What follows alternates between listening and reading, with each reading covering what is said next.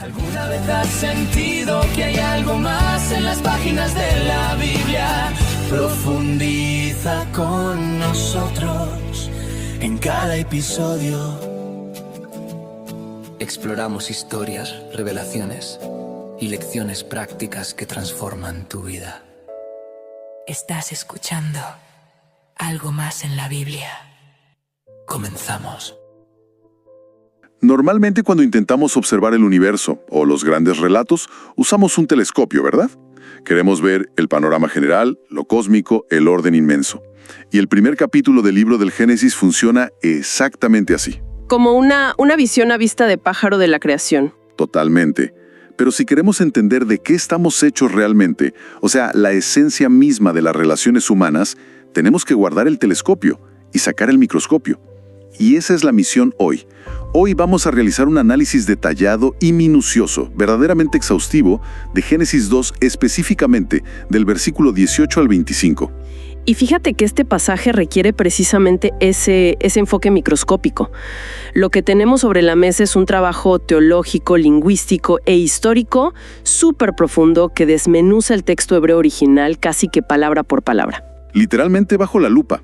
Claro, porque el reto aquí es despojarnos de las interpretaciones infantiles o digamos las capas de pintura cultural que se le han añadido a este relato durante, milenios. Cuando leemos el hebreo antiguo en su contexto original del Medio Oriente, descubrimos un documento que es profundamente subversivo. Revolucionario, diría yo. Sobre la identidad, la igualdad y la necesidad humana de conexión. Entonces, arranquemos por el principio de este fragmento porque el texto nos lanza una curva inesperada. Imaginemos el escenario. A ver. Estamos leyendo sobre un mundo perfecto. Todo lo que el Creador ha hecho hasta este punto ha recibido la etiqueta de bueno o muy bueno. La luz, los mares, la vegetación, todo funciona. Y de repente, ¡pum!, el texto frena en seco y declara la primera falla en el sistema. La primera vez que se dice que algo no es bueno. Exacto. El texto dice algo así como, no es bueno que el hombre esté solo. Y al leer esto, uno podría pensar, bueno, este primer humano hizo algo mal. ¿Rompió alguna regla en el paraíso? ¿No? Es lo que casi siempre se asume, pero la frase original en hebreo, que es lo tov, no señala un problema moral en absoluto. O sea, no estamos hablando de la entrada del mal o del pecado original ni nada de eso. Entonces, ¿qué es? Estamos ante una disfunción existencial en el diseño. El ser humano en ese estado de aislamiento, pues simplemente está incompleto. La narrativa hebrea plantea que la humanidad fue diseñada a imagen de un creador que, por esencia, es relacional. Ah, claro. Si el diseño original es relacional, alguien solo, pues no encaja. Exactamente. Por lo tanto, un ser humano aislado no puede reflejar ese diseño, ni alcanzar su propósito. La soledad aquí no es una tristeza pasajera o sentirse un poquito melancólico. Es una falla del sistema. Totalmente. Es una incapacidad para funcionar según las especificaciones de fábrica, digamos. Poniéndolo en términos cotidianos, o sea, haz de cuenta que estamos frente a una orquesta sinfónica perfecta. Los violines están afinadísimos, la acústica del teatro es impecable, el director está listo con la batuta. Todo es, entre comillas, bueno. Ajá. Pero falta el instrumento principal que lleva a la melodía. Y el silencio de ese instrumento ausente, pues arruina toda la sinfonía por completo. Es una analogía perfecta. Y lo fascinante de esa carencia es que el texto nos dice que no se llena simplemente dándole al humano cosas que hacer. O sea, mantenerlo ocupado no sirve. No, cuidar el jardín, trabajar, eso no elimina la soledad profunda. E incluso la relación vertical. Esa conexión directa y perfecta con lo divino tampoco es suficiente. ¡Wow! Eso es fuerte. O sea, la relación con Dios no basta en este contexto. Así es. El diseño exige una relación horizontal, un tú correspondiente. Y entonces, el texto nos introduce un proceso que siempre me ha parecido súper confuso. Antes de crear a esa contraparte que falta, la deidad forma del polvo a todos los animales y los hace desfilar frente al ser humano para que los nombre. Sí, el famoso desfile de los animales. Y en el pensamiento del antiguo Medio Oriente, poner nombre a algo no es simplemente asignarle una etiqueta al azar, ¿verdad? Como decirle Firulais al perro. No, para nada. Nombrar es un acto de ejercer autoridad. y fundamentalmente de discernir la esencia de esa criatura. Al nombrar el ser humano está catalogando la naturaleza profunda de cada ser vivo. Es que yo siempre que leía esa parte del desfile de animales me parecía un ejercicio de ensayo y error, como si el creador estuviera diciendo, a ver, ¿te sirve un león? No. Bueno, ¿qué tal un elefante? Pero asumo que en un texto tan estructurado, esto tiene que ser más bien un zoológico pedagógico. Una prueba diseñado, exacto. Es un ejercicio absoluto de autoconciencia. Al observar a los animales, al entender sus naturalezas y ver que vienen en sus propias parejas y en comunidades, el ser humano reconoce su propia alteridad. Su alteridad, o sea... Es decir, se da cuenta de que es radicalmente distinto a todo lo demás que está ahí. Descubre que es único en su especie y que ninguno de estos seres vivientes comparte su esencia.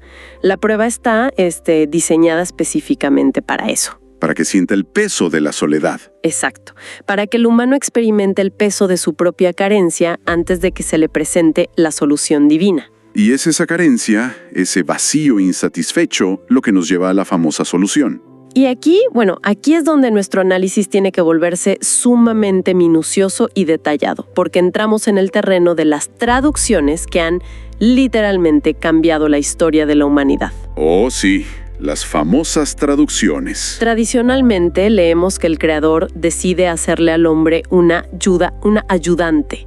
Y a ver, si pensamos en lo que significa ayudante en nuestro contexto moderno, la verdad suena a subordinación. Totalmente. Suena al asistente corporativo, al pasante que saca las fotocopias o a alguien que tiene un rol secundario, de apoyo, de atrás del escenario. Y la frase original en hebreo es eser kenegdo. Y la manera en que se ha traducido al español y a muchos otros idiomas modernos ha hecho un daño cultural incalculable. Ha cimentado siglos y siglos de jerarquías de género. Es que es un peso cultural inmenso por una palabra. Sí, si analizamos la palabra eser en el resto de la literatura del Antiguo Testamento, encontramos que aparece 21 veces en total. Ajá. Y fíjate en esto. En 16 de esas ocasiones, el término eser se utiliza exclusivamente para describir a la deidad misma. A ver, un momento. 16 veces se usa para Dios. Así es. Y se usa en contextos bélicos y de crisis extremas. Habla de un rescate militar, de un escudo protector, de una fortaleza que salva a alguien de una muerte inminente. ¡Wow! O sea, si la palabra se usa para describir un rescate divino o un auxilio militar desesperado, entonces traducir eser como un asistente de nivel de entrada es un error monumental. Es absurdo, de hecho. No estamos hablando del pasante que te trae el café por la mañana. Estamos hablando de la caballería que llega al rescate cuando estás a punto de perder la batalla. Esa es la imagen exacta. El término denota un poder vital y una fuerza salvadora, no una debilidad. La mujer es creada como una aliada fuerte que rescata a la humanidad de esa extinción existencial de la soledad que hablábamos. ¡Qué cambio de perspectiva tan brutal! Y a esto se le suma la segunda palabra, kenegrod. Su significado literal es frente a él o cara a cara. Indica una correspondencia exacta, una contraparte que está exactamente al mismo nivel. O sea, ni arriba ni abajo. Al frente. Exacto. Si juntamos ambos términos, eser kenegdo no describe a una sirvienta doméstica.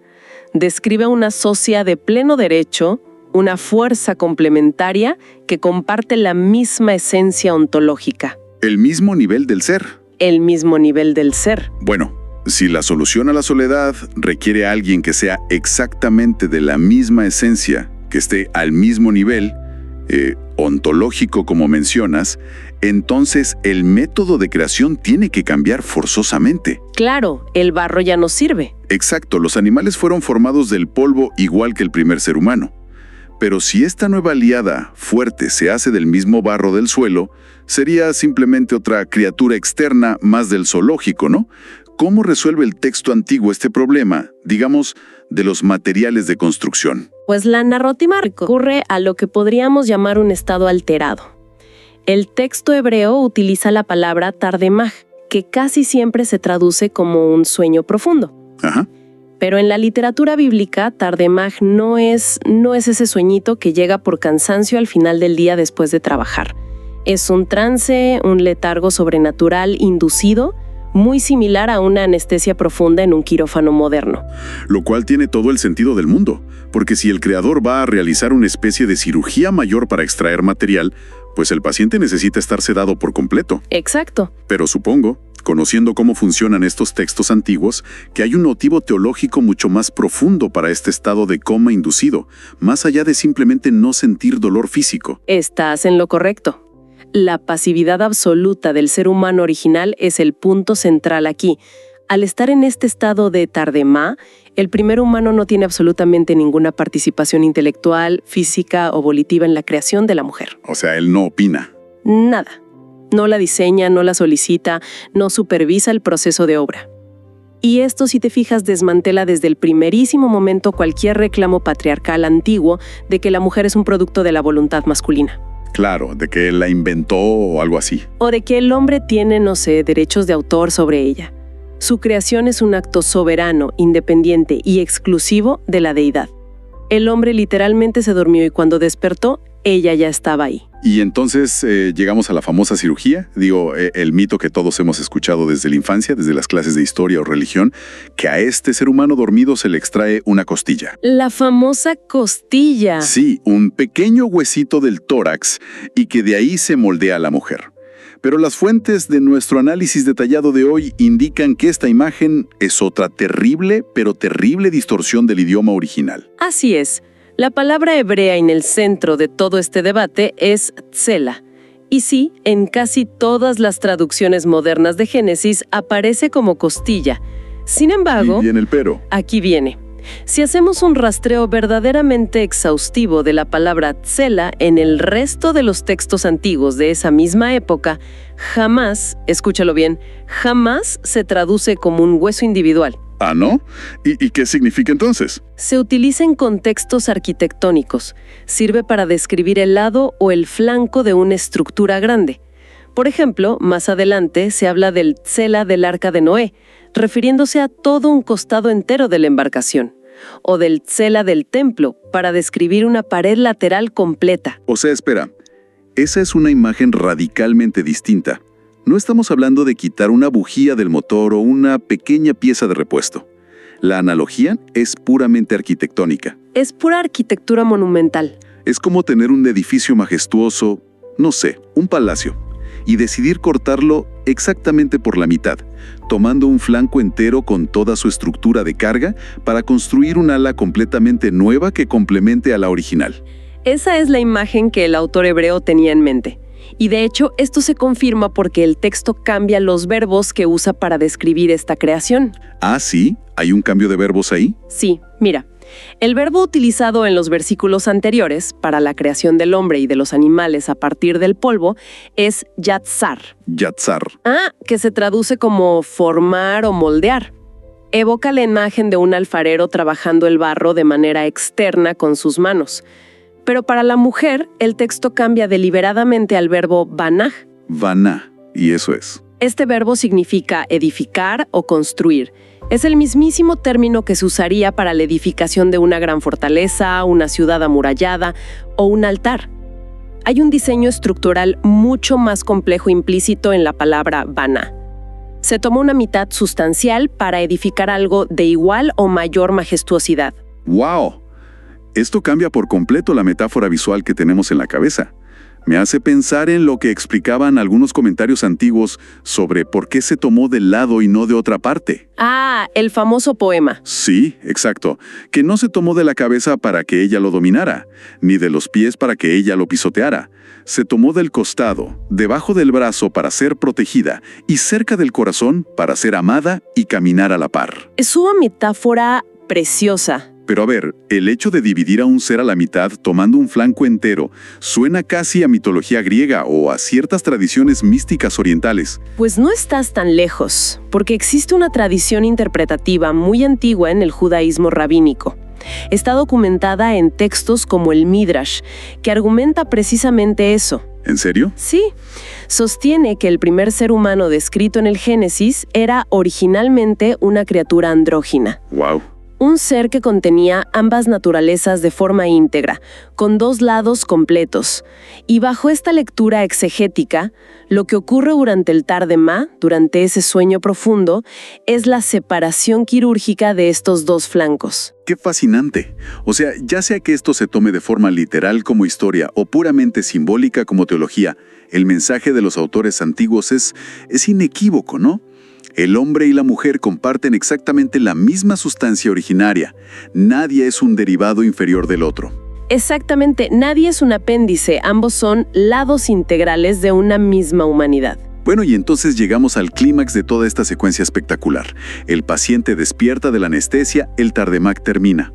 Y abre los ojos. Y ocurre lo que podríamos llamar, pues, la primera boda de la historia. La deidad asume el papel de oficiante y presenta esta nueva edificación majestuosa al primer humano. Y la reacción que queda registrada en el texto es, literalmente, el primer poema pronunciado por la humanidad. Así es, el versículo 23 registra una explosión emocional tremenda. La primera palabra que sale de su boca es Hapa'am, que se traduce como al fin, o esta vez sí. ¡Por fin! Es el grito de un alivio existencial profundo. O sea, imagínate después del tedioso desfile de animales, donde nada encajaba, donde experimentó la frustración de la alteridad radical y de sentirse solo en el universo, el ser humano reconoce instantáneamente a su igual. El aislamiento ha terminado. Es como un eureka teológico. Y el poema continúa con la famosísima frase, «Esta es hueso de mis huesos y carne de mi carne». Y aquí, bueno, creo que tenemos que hacer otra pausa obligada en nuestro análisis minucioso. Sí, es necesario. Porque si escuchamos esto con oídos modernos, oídos que están muy acostumbrados a siglos de machismo y posesión, carne de mi carne suena a un sentido de propiedad.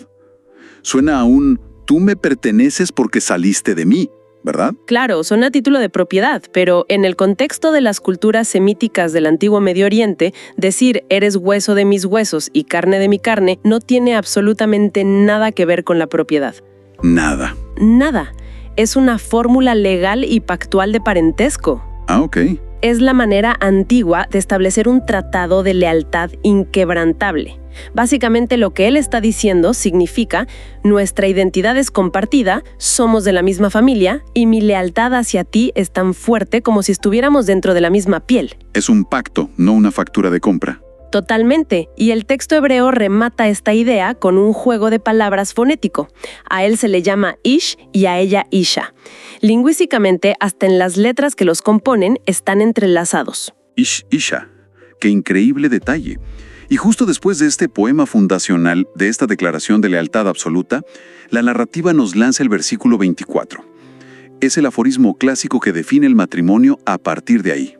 Por tanto, dejará el hombre a su padre y a su madre, y se unirá a su mujer, y serán una sola carne. Ajá. A simple vista, hoy en el siglo XXI, parece una frase bonita para imprimir en una invitación de boda, súper tradicional. Pero si nos sumergimos en la historia de las civilizaciones antiguas, este versículo es una bomba sociológica. Es un ataque directo frontal a las estructuras patriarcales de la antigüedad.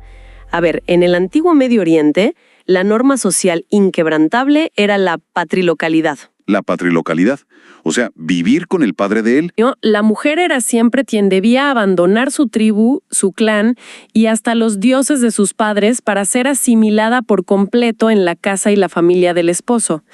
Ella se convertía a efectos prácticos en una propiedad productiva de la familia del varón.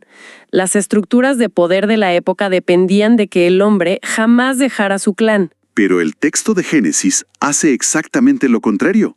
Exige explícitamente que sea el hombre quien corte sus lazos primarios de poder. Dice, dejará el hombre a su padre y a su madre. Así es. O sea, yo me imagino que para un lector en la antigua Mesopotamia, leer que el varón tiene que abandonar su estructura de poder familiar para formar una nueva unidad igualitaria con su esposa, eso debió haber sonado absurdo. O al menos extremadamente subversivo y radical. Debió ser un escándalo. El mandato invierte las expectativas culturales de un plumazo para garantizar que esta nueva alianza nazca desde la equidad, no desde la absorción o el dominio de una familia sobre otra. Claro, empiezan de cero en terreno neutral. Exacto. Y fíjate que el texto usa el verbo dabak, para describir cómo deben unirse. ¿Dabak? Sí, dabak significa adherirse firmemente, pegarse con fuerza.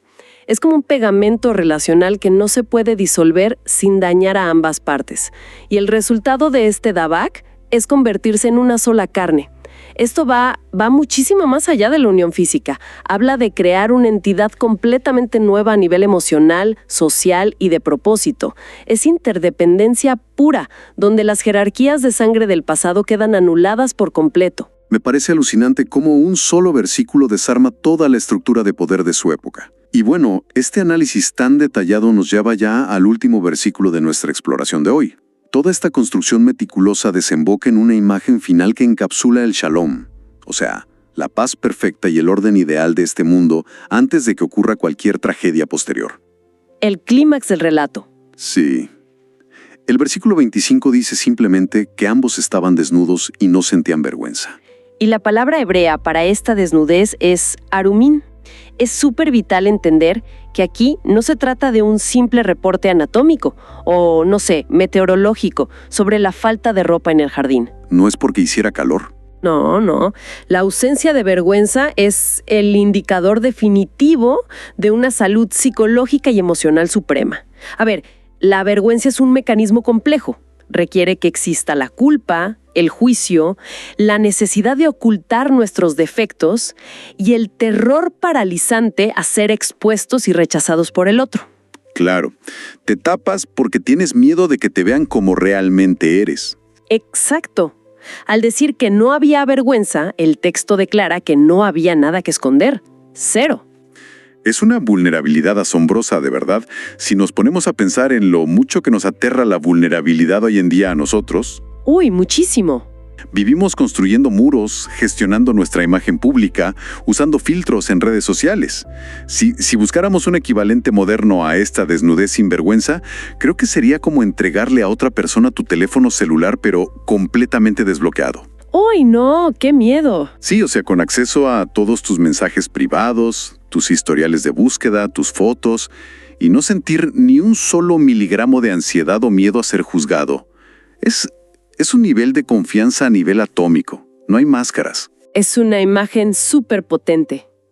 Y esta transparencia total, esa falta de miedo, contrasta violentamente con las otras historias de creación que circulaban en el mundo antiguo alrededor de los israelitas. A ver, danos algo de contexto de otras culturas para comparar. Mira, si observamos el Enuma Elish, que es el relato babilónico de la creación, la humanidad es creada a partir de la sangre de un dios monstruoso y rebelde que fue asesinado, llamado Kingu. Sangre de un monstruo, qué acogedor. Sí, y el único propósito de crear humanos en esa historia es que sirvan como esclavos para hacer el trabajo pesado que los dioses ya no quieren hacer. Cavar zanjas, agricultura, todo eso. Nacen de la violencia pura para la servidumbre perpetua. O también podemos pensar en la mitología griega. Digo, que es la que moldeó gran parte de nuestro pensamiento occidental moderno.